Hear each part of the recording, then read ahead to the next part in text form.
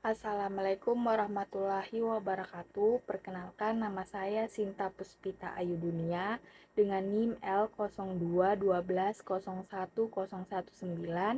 dari kelompok 4 dengan asisten Kak Nur Faida pada praktikum dinamika populasi dan pendugaan stok. Kali ini saya akan menjelaskan tentang parameter apa saja yang digunakan dalam praktikum dinamika populasi dan pendugaan stok.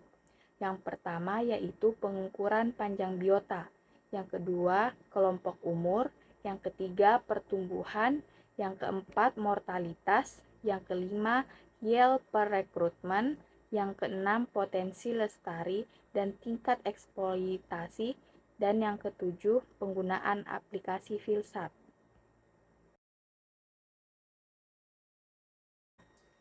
Yang pertama yaitu pengukuran panjang biota, di mana untuk menentukan pengukuran panjang biota atau ikan dapat menggunakan pengukuran yaitu panjang total, panjang cagak, dan panjang baku. Panjang total adalah garis lurus antara ujung kepala yang terdepan dan ujung sirip ekor yang paling belakang. Yang kedua, panjang cagak adalah panjang ikan yang diukur dari ujung kepala yang terdepan dan ujung sirip ekor yang bagian luar lekukan cabang sirip ekor. Yang ketiga, panjang baku adalah jarak antara garis lurus bagian kepala yang paling terdepan sampai pelipatan pangkal sirip ekor ikan. Selanjutnya yaitu kelompok umur. Adapun tujuan dalam mengkaji aspek umur organisme adalah untuk mengetahui sebaran kelompok umur yang menunjang produksi sektor perikanan, menduga laju mortalitas alami maupun penangkapan yang akan mempengaruhi stok ikan. Secara umum, umur pada ikan dapat ditentukan dengan memperhatikan tanda-tanda tahunan dan bagian-bagian tubuh ikan seperti sisik, otolit, sirip, dan tulang operkulum. Adapun faktor yang mempengaruhi kelompok umur yaitu keadaan geografis, ketersediaan makanan, dan interaksi antar populasi. Adapun juga terdapat metode-metode dalam menentukan kelompok umur.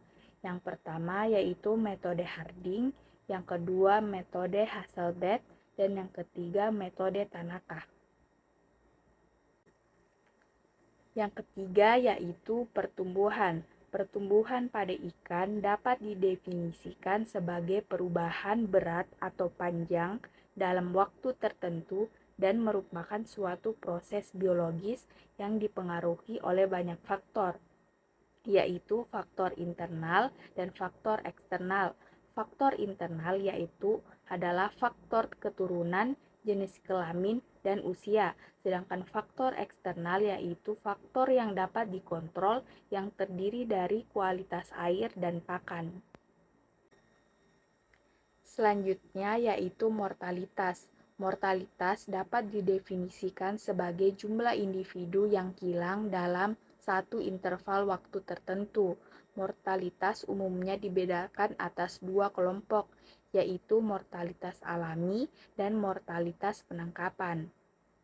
Mortalitas alami adalah mortalitas yang disebabkan oleh faktor selain penangkapan, seperti kanibalisme, predasi, stres pada waktu memijah, dan umur yang sudah tua. Kedua yaitu mortalitas penangkapan, adalah kemungkinan ikan mati karena penangkapan selama periode waktu tertentu. Adapun faktor-faktor yang mempengaruhi mortalitas, yaitu faktor internal, yaitu faktor kondisi tubuh ikan, pakan, dan penyakit. Yang kedua faktor eksternal, yaitu kondisi lingkungan dan kualitas air.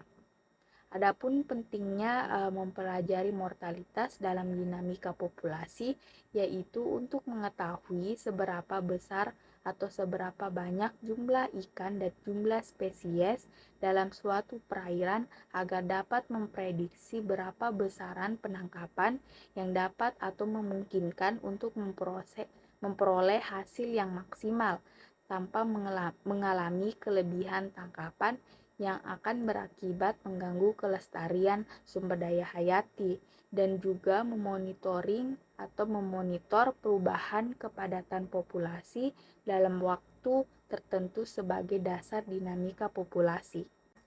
Yang kelima yaitu yield per recruitment. Yield adalah bagian dari populasi yang dapat diambil oleh manusia, sedangkan rekrutmen adalah penambahan anggota baru dalam suatu populasi. Adapun faktor yang mempengaruhi yield per recruitment adalah ukuran stok dewasa, faktor lingkungan, predasi, kompetisi, dan penyakit. Yang keenam yaitu potensi lestari dan tingkat eksploitasi, di mana terdapat tingkat pemanfaatan potensi maksimum lestari atau MSY atau maksimum sustainable yield adalah hasil tangkapan terbesar yang dapat dihasilkan dari tahun ke tahun oleh suatu perikanan. Adapun MAY atau maksimum average yield adalah istilah yang digunakan dalam pengelolaan perikanan untuk merujuk kepada tangkapan rata-rata jangka panjang terbesar yang dapat diambil dari stok ikan dalam kondisi berkelanjutan. Yang ketiga atau yang terakhir adalah CPUE atau Catch per Unit Effort, adalah jumlah ikan yang didapatkan, jumlah atau berat yang diperoleh dari sejumlah upaya penangkapan atau effort pada rentang waktu tertentu. Selanjutnya, parameter terakhir yaitu penggunaan aplikasi VSAT. Software statik atau VSAT VSAT 2 merupakan paket program yang dikembangkan oleh Food and Agriculture Organization atau FAO, Fisheries and Aquaculture Department.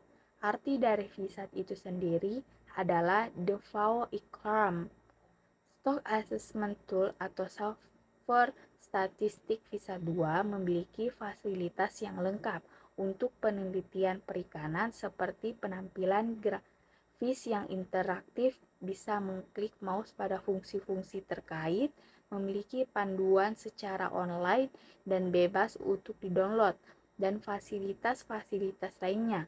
Penggunaan software VSAT 2 adalah karena oleh software ini memiliki kelebihan dan hal tidak mensyaratkan adanya jumlah kohor dalam analisis data sebagai ukuran panjang.